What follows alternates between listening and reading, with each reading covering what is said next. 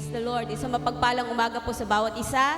Kanina yung katabi mo, hindi mo kasama pag nag-worship kay Lord. Batiin mo nga, tingnan mo nga. Isang magandang ngiti ngayong taong 2026. Sabi ng Golden Legends, ano yon? Bagong ngiti. Ang ngiti pala sa bagong taon, baliktad. Hallelujah. Napakabuti ng Diyos sa lahat ng oras at sa lahat ng panahon. Amen po ba? Amen! So, 2026, nakuha niyo po ba ang mensahe ni Lord sa inyo? Individually, personally, nung kayo po ay nanalangin pagpasok ng bagong taon? Sabi doon sa kanta kanina, sasayaw sa galak, tatalon sa tuwa. Pag kay Lord, hindi tayo makatalon ng bagong taon, pinilit yung tumalon. Amen? Dapat kay Lord, lalo nating ibigay yung best. Amen po ba? Hallelujah. Nakalimutan yata yung clicker ko. Amen. So napakabuti ng Diyos. Maraming bagay na pinatunayan ng Diyos sa atin noong 2025. Hindi niya tayo binigo. So, tingnan nyo yung church natin ngayon. Hanggang ngayon na lang nyo makikita yung mga design. Tatanggalin na yan mamaya ng ating mga kabataan. Okay? Mag-aayos na po muli ang ating po mga kabataan. Ang ating po mga masisipag na kabataan. Kung mapapansin nyo po, unti-unti ko na pong nire-raise up o tinatayo ang ating pong mga young pro. Amen po ba? Yung mga new breed na leaders ng church na ito. Amen. May mga pagbabago pong nagaganap sa atin at yan po ay nakikita natin sinisimulan ni Lord mula sa children, sa ating mga kabataan, sa young pro. Huwag po kayo magpaiwan mga adult. Amen? Huwag po tayo magpaiwan na maranasan ang kabutihan at katapatan ng ating Panginoon. So, Happy New Year everybody.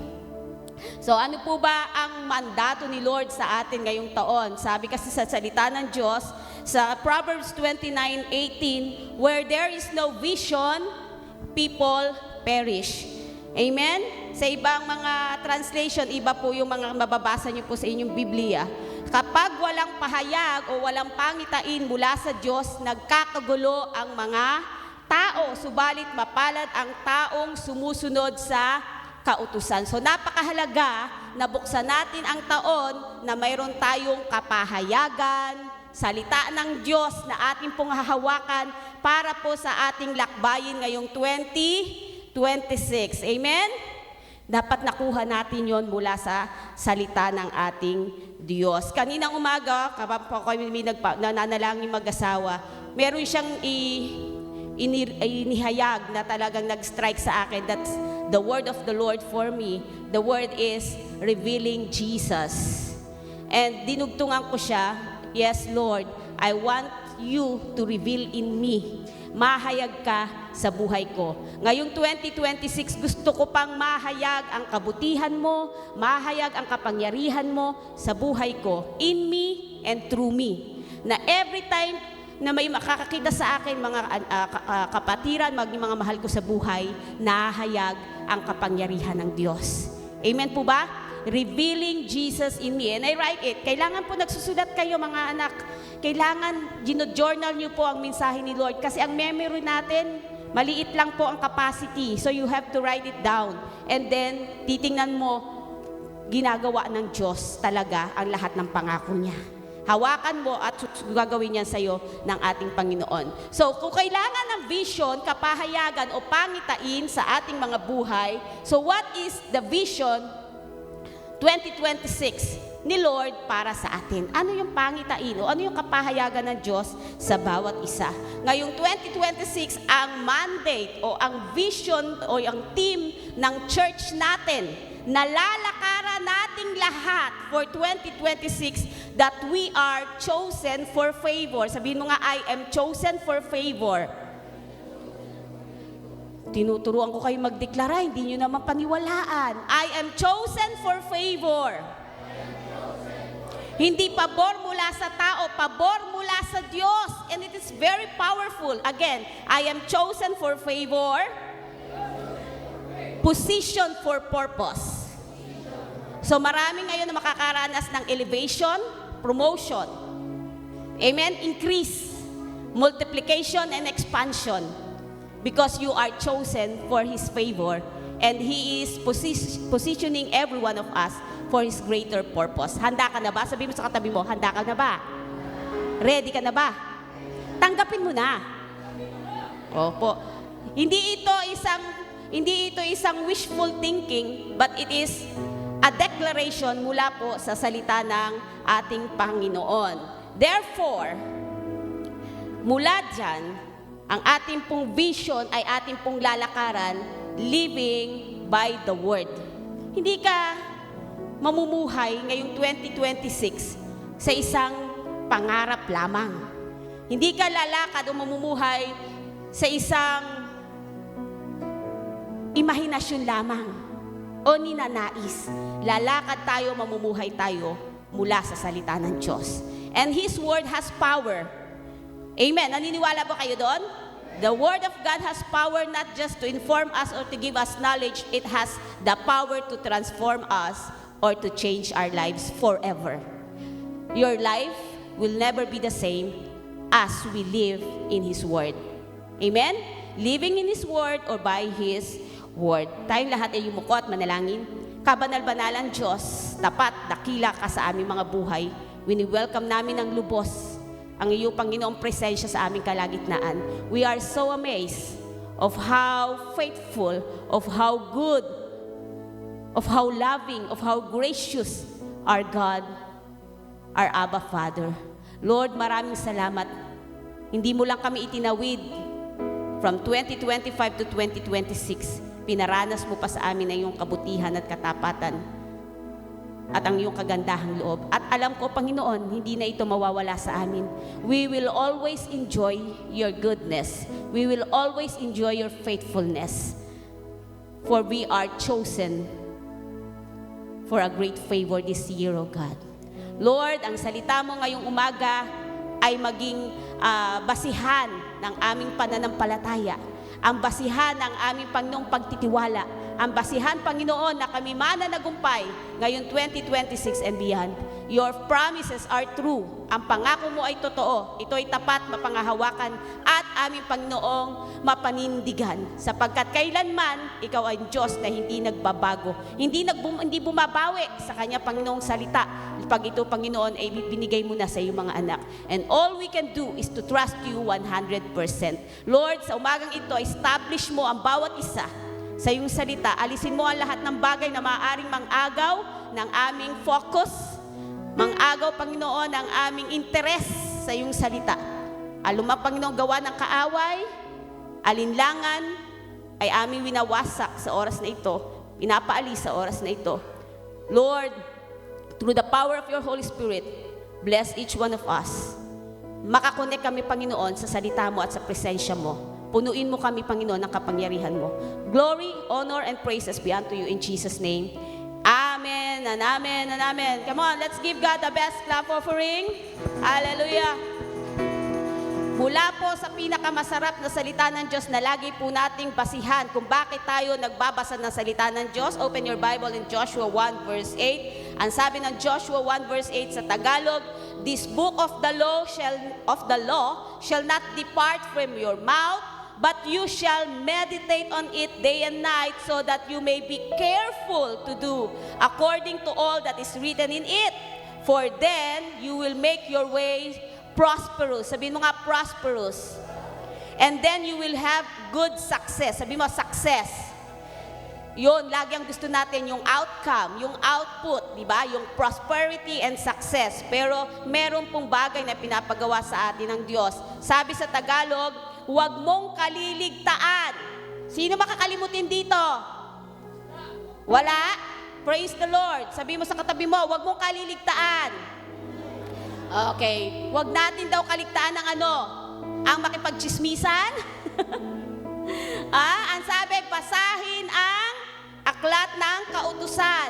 Pagbulay-bulayan mo iyon araw at gabi upang matupad mo ang lahat ng nakasaad doon. Sa ganoon, magiging masagana at matagumpay ang iyong pamumuhay. Napakasarap po talaga ng pangako ni Lord doon. And we want the promises of God to be true sa ating mga buhay. Lord, gawin mo yan sa buhay ko. Pero merong instructions, paano po yung pangitain na yan maging totoo sa buhay natin. Amen po. So, as 2026 ay pumasok na, ilang araw na nakadadaan, 4 na araw na pong nakakadaan, ang bilis no.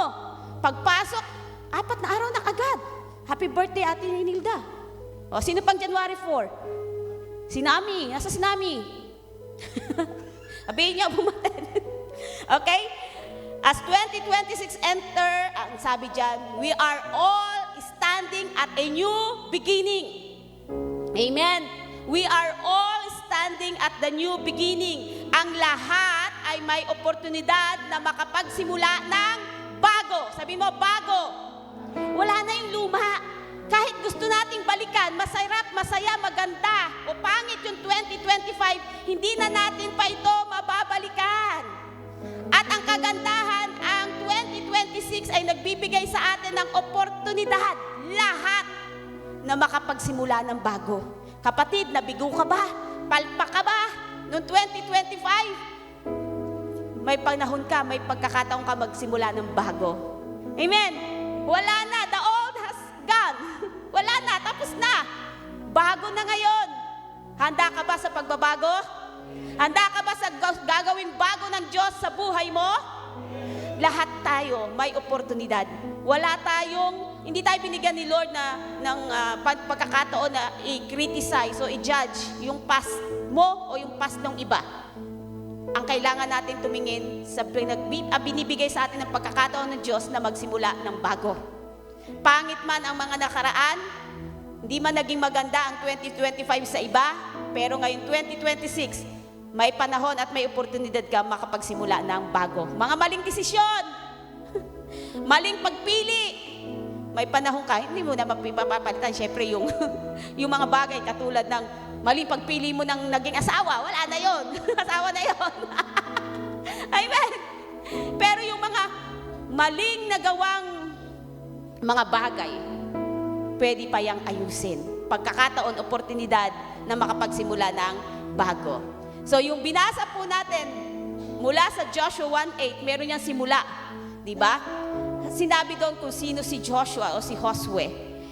Joshua chapter 1, verse 1 and 2, it is the turning point ng bayang Israel. Ang sabi po doon, Moses is gone.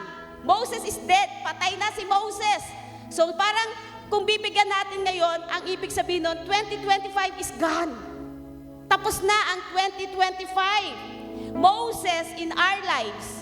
Okay? Kung bibigyan natin ng symbolic meaning, yung Moses sa buhay natin, it can be the end of one season. Tapos na yung season na yon. May panibagong season na ibibigay sa'yo si Lord. Magandang season ng pagsisimula. Amen po ba? Letting go of what gets you stuck. Saan ka ba? Nadapa. Saan ka ba natigil? Pwedeng sa mga rules, sa mga habits, pangit na habits, hindi mo natanggal, hindi mo na isuko, hindi mo na ipagkatiwala kay Lord. Amen? Mindset ba? Tinuturo na sa iyo yung tamang pamamaraan, gusto mo pa rin yung mindset mo, maling mindset. Minsan may ganun tayo di pa ba? So ang sabi ngayon sa atin ni Lord, Moses is gone. 2025 is gone. Amen po ba? Moses' death can represent transition. Meron kang transition na pagdadaanan ngayong 2026. Transition means changes. Malaking pagbabago. So what we have to do? Letting go. Sabi mo nga, let it go. Amen? Moses' death can be maturity. Masyado kang immature sa mga nagawa mo, mga desisyon. Ngayong taon, mag-matured ka na. Hindi sinabing maging matanda. Mag-matured sa isipan. Amen? And trusting. The moment when something meaningful ends, it means something new can begin. Amen po ba? Kapag hindi ka nag-let go, hindi makakapagsimula ng bagong-bago. Amen po ba? Amen. So, willing po tayo? Paayos tayo kay Lord? So, may transition. Moses is gone. O, yung patay na si Moses. A new leader has come, si Joshua. So, a new year has come para sa iyo, kapatid. Amen po ba? Bagong taon. Ibig sabihin doon, crossing over. Kailangan nating lahat mag-cross over. Kailangan mong tumawid. Amen? Kailangan nating lahat tumawid. We need to cross over from 2025 to 2026. Dapat handa kang sa paghakbang. Amen? Dapat handa tayong humakbang. So, ayan po ang binibigay sa atin ng 2026. The new year represents for us.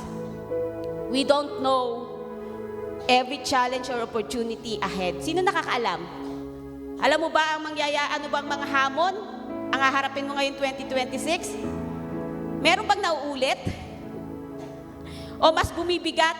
O mas lumalaki ang mga hamon na inyo pong kinakaharap? Isa lang po ang maliwanag. Amen? We have to move forward. Huwag kang papayag na ma-stuck. Huwag kang papayag na matigil dyan sa sitwasyon mo. Kailangan mo mag-move forward. Amen po ba? Now, paano po? Katulad ng pagbibigay ni God kay Joshua ng instructions, ang instruction ni Lord ngayong taon, stay rooted in His Word. Grounded in His Word. Dapat mag-ugat ka sa salita ng Diyos. Sabihin mo sa katabi mo, mag-ugat ka sa salita ng Diyos. Hindi inugatan. Iba po yung inugatan sa mag-ugat. Amen po ba? Dapat tayong grounded or rooted in God's Word. Because, kilala natin si Joshua bilang isang mighty warrior na maraming na-conquer, nakapasok sa promised land, pero bago ang lahat ng yon, bago ang Diyos nangako ng mga pag-conquer ng land, bago ang Diyos nangako ng mga pagpapanalo ng battles, nag-usap ang Diyos. Binahagi niya kay Joshua ang sekreto ng pagiging mananagumpay, ang sekreto ng pagiging masaganang buhay.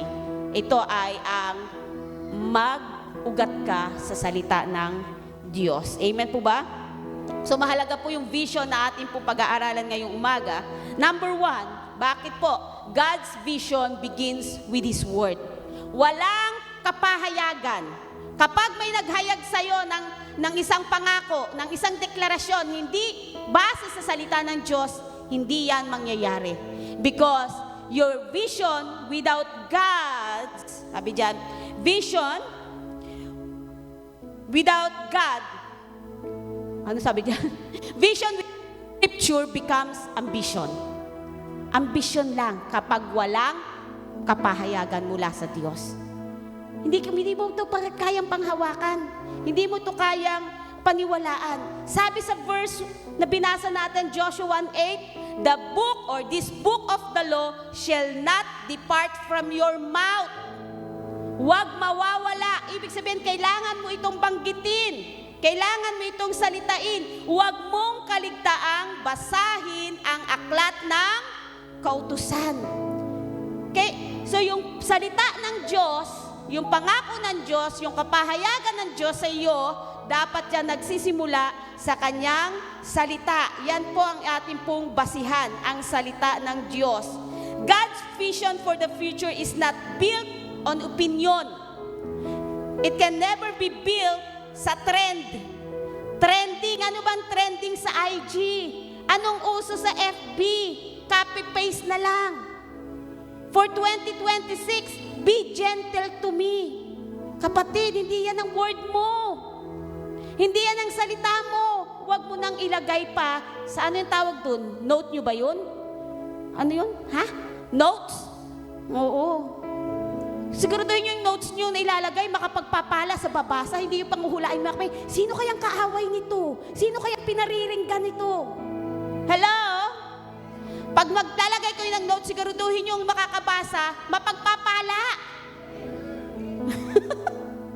Hindi, pag-iisipin nyo pa ako, ano na naman kayang problema nito? Sino na naman kaya? Kapatid, huwag mo nang dagdagan pa isipin ko, no? Kung ano pa ipapanalangin ko sa iyo, pag nakita ko, ba't pinagpapala tong anak kong ito? More declaration pa ng pagpapala. Hallelujah! Amen? Yung mukha pa lang ni Jerry, nakita ko na, nilagyan ko na kagad, chosen for favor ka talaga. Ganon! Hindi parang lahat na lang ng i-post mo. May ibig sabihin. Amen? Hallelujah! So God's vision for the future, hindi dapat opinion, base sa opinion ng katabi mo, ng kapitbahay mo. Hindi lalong hindi base ito sa prediction. Baka naniniwala pa kayo sa hula. Ang daming palabas sa TV pag 2020, si bagong taon, hula. Ngayong taon, ang prediction. Either tatakutin ka, may darating na malakas na lindol, malaking baha.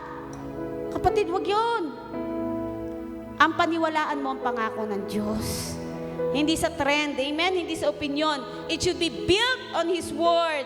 God's Word, ang sabi diyan, vision anchored in God's Word leads to purpose. Laging may purpose si Lord sa ating buhay. Amen po ba? Bakit? God's Word must guide our decisions.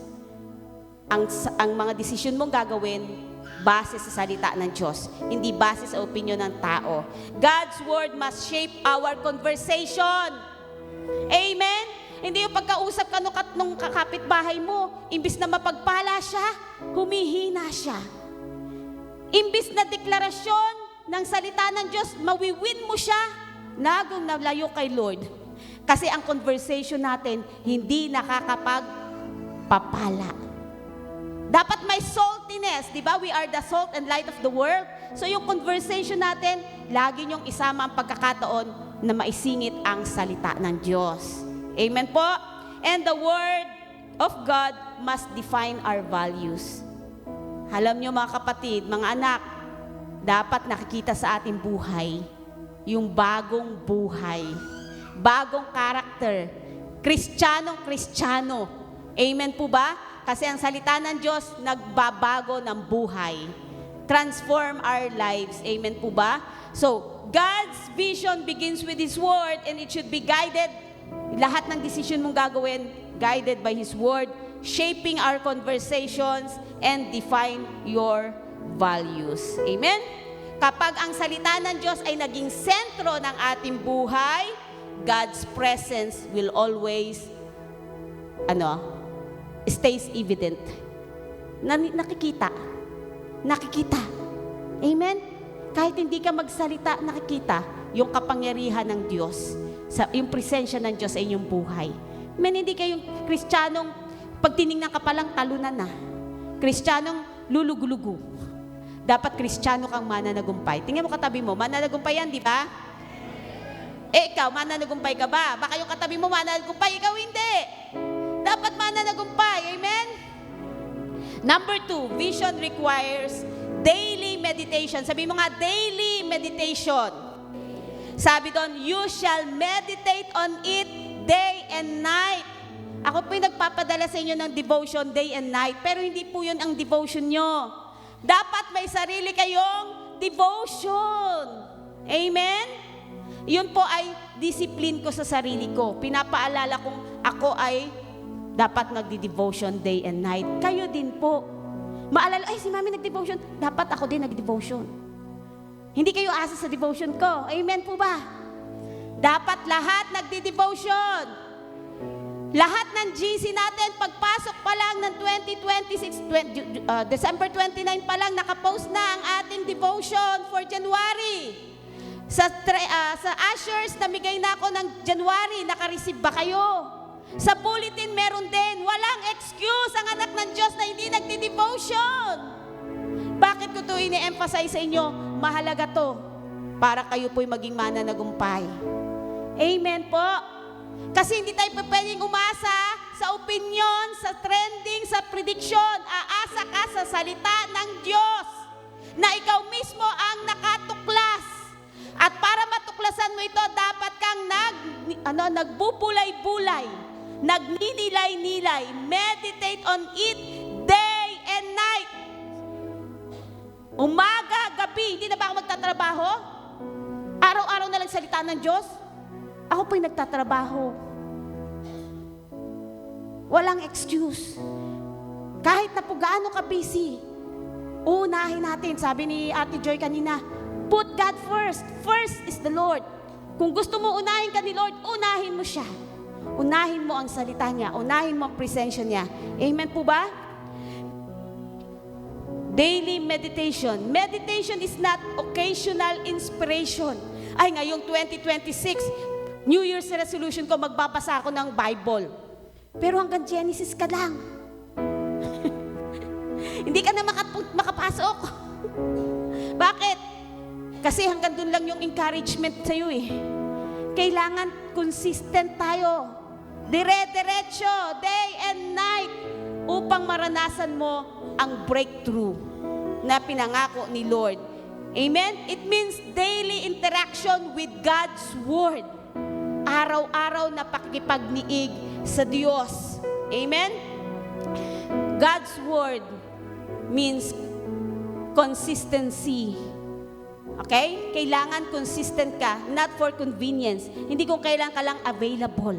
Even in your inconvenience, even you're not so available, busy ka, still, magiging consistent ka sa pagbabasa ng salita ng Diyos.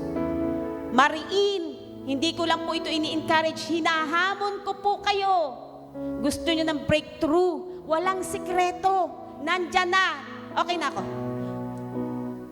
Nandyan na, lakaran nyo na lang. Apply nyo yung salita ng ating Panginoon. Because meditating in God's Word means thinking deeply about it. Hindi mo lang siya binasa. Do not read the Bible lang ng ganon. Kailangan mo itong iniisip, ano ang mensahe ni Lord sa akin? Kasi ang tagal na naisulat ng salita ng Diyos. Pero ang kagandahan nito, may kapangyarihan itong mangusap sa atin individually. Kaya kailangan mo itong pagbulay-bulayan. Ano ang mensahe sa akin ni Lord? Thinking deeply about it. Letting it guide our attitudes. At ito matindi. Allowing it to correct and encourage us. Pag binasa mo ito, kung tinutuwid ka ni Lord, magpatuwid ka. Magpaayos ka. Amen? There are times, lalo na kapag kayo sa devotion, pag dinaanan mo na yung numbers, yung bilang, minsan 2, 3 beses ko nang binasa yung Biblia. Hindi ko pa, Lord, ano ba mensahe mo sa akin? Ano po ba ang specific revelation mo? Ano po ang pangungusap mo dito sa akin? And I have to think it deeply. Kasi talagang mangungusap si Lord pag ginusto mong tanungin siya kung anong kapahayagan niya sa iyo. Amen ba? Naiintindihan po ba natin? Kailangan nating mag-meditate ng Word. Amen? Kailangan natin po yan. Kanina may nagpakita sa akin kabataan, sabi niya, Mami, bumili ako, niregaluhan ko yung sarili ko ng bagong Bible. Ang ganda ng bagong Bible niya. Ang mahal pala nito, Mami. Kala ko ba ang salita ng Diyos libre? Ang galing. Apakaganda ng Bible niya. Ang mahal nga. Maganda yun, di ba? Nireregaluhan ng sarili ng Bible. Sabi ko, alam mo, nung panahon ko, wow, panahon ko. Yung leather na Bible ko, ganyan lang kaliit, 1.7 leather. Yung kanya, nakita ko, 1,870. Regalo niya sa sarili niya for 2026. Wow! Amen! Niregaluhan niya sa sarili niya, salita ng Diyos. Kayo po, ano pong challenge niyo po sa sarili niyo? Sabi ko, edi magme-meditate ka na ng Word. Magpapacheck ka na uli sa akin. Consistently. Amen? Consistently. Amen po ba? Marami ang paraan para makapagbasa ng Biblia. Ay, maliit yung letra ng Biblia. May nabibili pong Bible, napakalaki. Yung kay Ate Lily, pakalalaki ng letra nung ganyan. Gusto nyo, yung nasa tablet, ganyan nyo lang, lalaki. Wala nang excuse, lahat pwede magbasa ng Biblia. Kahit nga yung mga bulag, nakakabasa no? Braille, galing, nakakabasa bulag, Braille. Yung mga bulag nga, nakakabasa ng Biblia. Tayo pa kaya, may 4 na mata yung iba. Kasi naka eyeglass. Amen po ba? So meditate on it. Mahalaga po. Daily time in God's Word fuels. Para siyang gaas, langis for a long-term spiritual growth. Gusto mo lumago? Hindi ka lalago sa pagkanta-kanta lang. Walang lumago sa pagkanta-kanta lang. Yung pagkanta dito, bunga yan ng yung paglago. Pero kahit kailan, hindi ka lalago kapag kumanta lang. Kaya hindi ka makakanta, makasayaw kasi kulang ka sa paglago. Pero kapag ikaw ay lumalago, nakikita mo yung kabutihan Diyos, kalakihan ng Diyos, biyaya ng Diyos sa buhay mo, ay kahit na hindi ka marunong sumayaw, napapasayaw ka. Tatay Toto, kahit kaganyan, pag nakita mo yung nagpupuri, talaga naman bigay na bigay sa sayaw. Nakita niyo ba hindi yan sumayaw? Lagi ko yung nakikita sumasayaw. Bakit? Kasi yun ang pagpapasalamat niya sa kabutihan ng Panginoon. Amen po ba? Number 3, vision must lead to obedient action. Nagtuturo ang mga lingkod ng Diyos dito, kailangan po natin ng action, pagsunod. Kasi kung ito pong pagtuturo namin ay magbibigay lang sa inyo ng kaalaman, hindi nyo po ito hahakbagan, lalakaran, ipamumuhay, wala po itong kapangyarihan. Kaya sinasabi nila, wala pong pagbabago. Ang pagbabago kasi, it's a choice. Amen? It's a choice na lakaran ang salitang iyong narinig. Ang kapangyarihan ng salita ng Diyos, pag binasa mo, kailangan mong ipamuhay. Kahit na may Biblia kayo sa bahay, okay? Traditional na bahay na Pilipino, may Biblia sa bahay. May alikabok pa nga eh. Ang dami pa nga translation eh. Ang dami sa cabinet. Pag nagbigay sa church, kukuha uli. Pero tanungin mo kung binasa ang Biblia, kapatid, wala itong kapangyarihan. Sinasabi ko sa inyo, ang Biblia ang hindi binasa at hindi pinamuhay, walang kapangyarihan. Kaya kahit isang Biblia lang yan, kahit gutay-gutay na yan, kung iyo naman pong binabasa at ipinamumuhay, yun ang may kapangyarihan. Sabi sa salita ng Diyos, truth sets us free. Anong halaga ng nalaman mo ang katotohanan, hindi mo naman ipinamuhay? Wala. Applied truth sets us free. Kailangan mong i-apply ang katotohanan, ang salita ng Diyos nagsasabing, meditate on it day and night. Sino nagsalita nun? Si Yahweh, ang Diyos na may lalang ng langit at lupa, ang nagsasabing gusto mong managana at mananagumpay, Joshua, magbasa ka, huwag mong kalimutan, huwag mong kaligtaan. Maghanap buhay, magpagod, mag-overtime palagi. Hindi yun eh. Ang sabi, huwag mong kaligtaan, basahin ang salita niya pag nilay-nilayan day and night. Ayun pala. Pero anong ginagawa natin? Lagi yung sarili. Ito ang gagawin ko. Ito ang hahakbangan ko. Ibinigay na nga ni Lord. Kapatid, kung ayaw mo ng mahirap, stressful na buhay, sumunod ka na. Sabi mo sa katabi mo, sumunod ka na. Alam nyo, yung ginagawa nyo, sasamahan niya ni Lord, pagpapalain niya ni Lord, pag inuuna mo siya, huwag mong gawing second priority si Lord. First priority is His Word. And it gives you victory. Hello?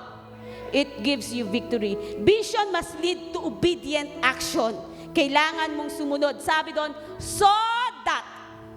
Ako sa mga English teacher, mahalaga yung so that. Yung mga conjunction mahalaga. Nagdudugtong. Now, napaka-importanteng instruction.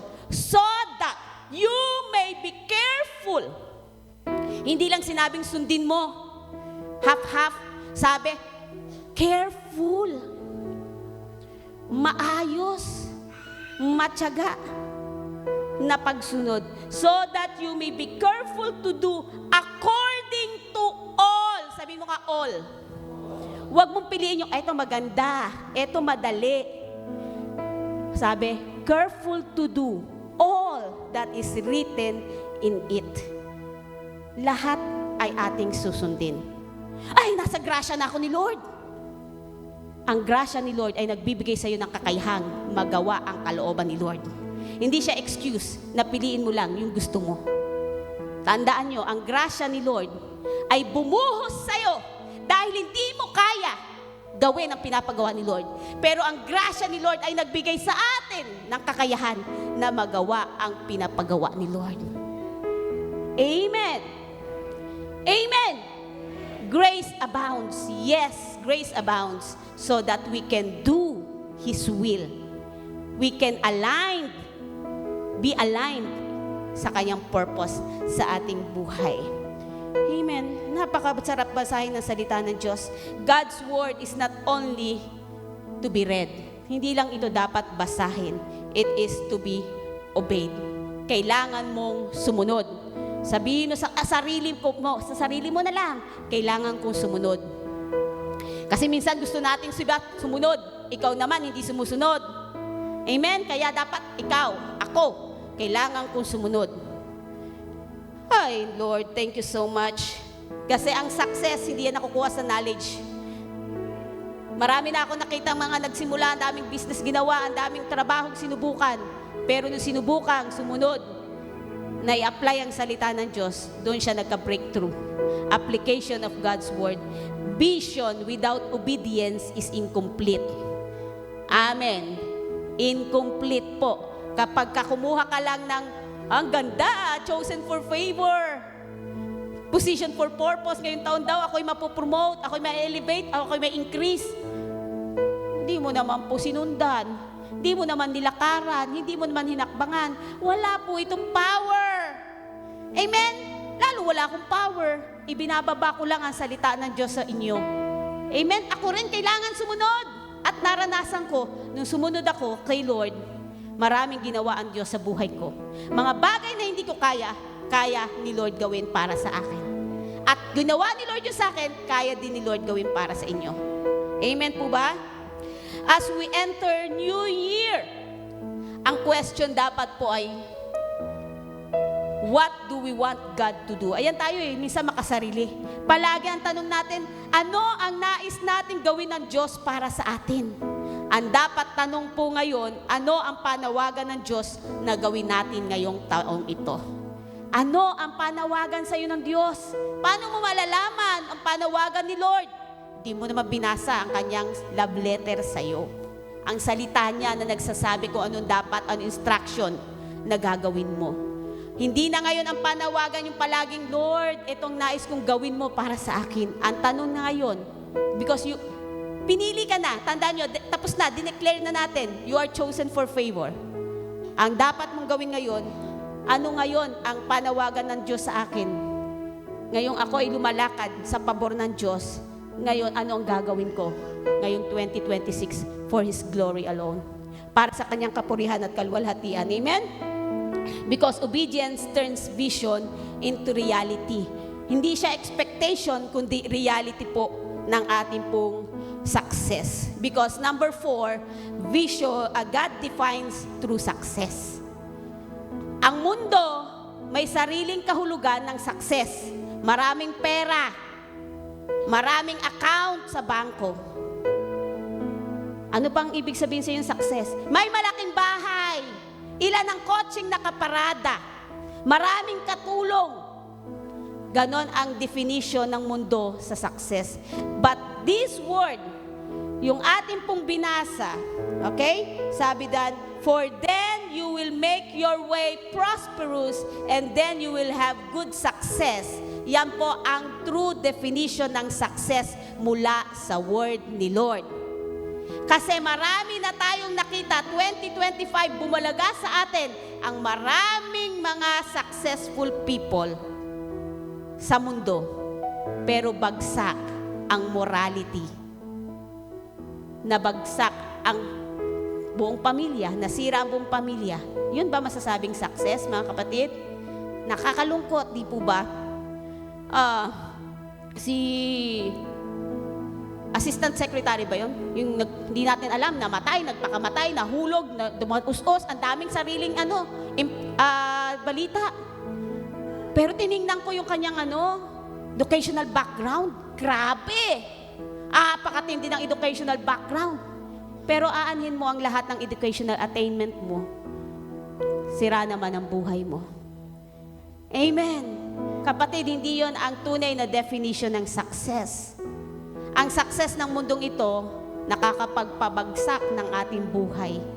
Because, ang sabi, ang success kay Lord, sa taong ito, success is faithfulness, not fame. Faithfulness. Pag ikaw, naranasan mong nagtatapat ka na kay Lord, successful ka na. Hello? Given na ang Diyos ay faithful sa'yo. Pero kung ngayong 2026, nakayanan mo maging faithful sa iyong prayer, everyday nagpe-pray ka, nagdi-devotion ka, Hindi mo nakakalimutan ang gawain, huwag kaligtaan, ang ganitong pagtitipon. Amen? Then you are successful. Wow! Amen po ba? Ang pamilya mo ay buo, inaayos ni Lord, then you are successful. Success, sa definition ni Lord, is faithfulness, not fame. Ang mundo, kailangan maging tanyag ka, maging kilala ka. Sa harapan ng Diyos, hindi mo kailangang maging kilala. Dahil mula ulo hanggang paa, kilala tayo ng Diyos. Amen po ba? Success is faithfulness. Success is obedience. Mga kabataan, pag nalakaran mo ngayon taong ito, 2026, ang sumunod sa salita ng Diyos, ang sumunod sa iyong mga magulang, you are successful. Hello? Ay, ang hina. Ha? Gusto nyo makita yung meter ng success, mga kabataan? Obedience. Lakaran mo ang pagiging masunurin. Huwag yung palaging magagalitin. Maraming mga kabataan mabilis magreklamo. Mabilis uminit ang ulo. Oh, may reaction na kagad yung mga nanay. Oh, Huwag na po kayo mag-react. Success is obedience, not popularity. Success is spiritual growth. Pag nakita mong lumalago ka na, dati mahilig kang mag-complain, dati mahilig kang magreklamo, ngayon ay lumalago ka na. Tumatahimik ka kapag ka maingay ang kasama mo sa bahay. Hindi mo sinasabayan ang init ng ulo, ang galit ng asawa mo.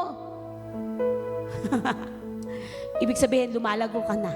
Success is spiritual growth. Amen? Not external gain. Hindi yung makapal ang wallet. Masarap makapal ang wallet. Pero yan po ay kasunod ng iyong paglagong spiritual. Pag malago ka sa spiritual, imposibleng hindi ka makikitaan yan sa iyong pisikal. Hello? Naniniwala ba kayo doon? Kasi pag malapit ka sa maker, sa creator, sa provider, imposible namang hindi niya ibuhos yan sa iyo. Amen ba? Ibubuhos at ipaparanas yan sa iyo ni Lord. When we walk in God's word, He orders our steps and blesses our path. So what would be our vision principle this morning? Okay? Ano ang message? Keep the word in your mouth. Wag curse. Kapatid, iwasan mo na yan. Keep the word. Declaration. Pag may sakit sa tahanan, word ni Lord ang iyong ipanlaban. Pag kulang ka ng pera sa iyong, alam mo, kukulangin ka, may pangailangan ka, the word of the Lord, keep the word in your mouth. Keep the word in your mind. Walang pag-aalinlangan, walang pagdududa. Punuin mo ng salita ng Diyos ang iyong isipan. Okay? Keep the word in your mind. Nakikita mo na, naku, ngayong buwan na ito, susunod na buwan, maraming mga gastusin. Lalo mo punuin ng salita ng Diyos ang iyong isipan. Unahan mo na. Amen? At ideklara mo na ang salita ng Diyos sa lahat ng yan. Amen po ba? And keep the word in your life. Huwag mong iwaglit, huwag mong ialis, bagkus lalo mo siyang mahalin, lalo mong yakapin ang salita ng Diyos. Because God's promise, His guidance. Guidance, presence, and success. Let this year, ito po ang dapat maging challenge natin. Binigay na ni Lord yung word. Ano po ang dapat natin gawin? For that chosen, for favor, position, for purpose ay mangyari po sa atin. Ngayon pa lang January, ginagawa na, nangyayari na sa buhay natin. Read the word faithfully. Sabihin mo nga, I will read the word faithfully. Yung iba hindi masabi. Deklarasyon lang yan po mga kapatid. The more you declare, the more magkakaroon ng desire yung heart mo gawin. Again, read the word faithfully. Meditate on it consistently. And live it courageously. Matapang mong lakaran ang salita ng Diyos. Because people, tayo, anak ng Diyos, grounded in His Word, kaya niyang humarap sa future. Ano man ang dinadala o dadalhin ng 2026 sa atin, hindi ka mangangamba, hindi ka matatakot, hindi ka mag-aalala. Kasi grounded and rooted ka sa salita ng ating Panginoon. Amen po ba? Naniniwala po ba kayo na kaya nyo na magbasa ng salita ng Diyos? Na kaya nyo pagbulay-bulayan ito consistently at ipamuhay? Therefore, tayo pong lahat ay tumayo. Let's have our prophetic declaration for this year, 2026. So, ito po ay deklarasyon.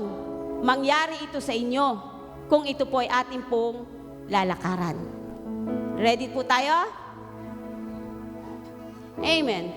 Sabay-sabay po natin basahin ha, with all our hearts. Ready? Kita ba? 1, 2, 3. Chosen for God's favor, I am positioned for His purpose.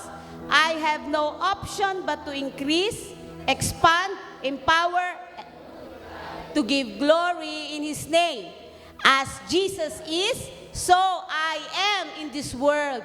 I walk in dominion, authority, and in the power of the Holy Spirit. I am a carrier of God's glory. Signs, wonders, healing, and miracles follow me as I obey His word.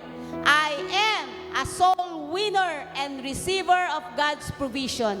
I am blessed to be a blessing. I am a head and not a tail, above and not beneath. My life is holy, consecrated, and aligned with the will of God. My family is covered by the blood of Jesus. No sickness and no attack of Satan shall prevail against us. Jesus Christ is my stronghold and firm foundation. He is my shield over my life, over my family, my church, my community, and my nation, Philippines. This is my year of unstoppable favor, increase, and multiplication. And I am aware that my purpose is to bless and support in expanding His kingdom, for His glory alone. In Jesus' mighty name, amen and amen. Let's give God the glory. Hallelujah.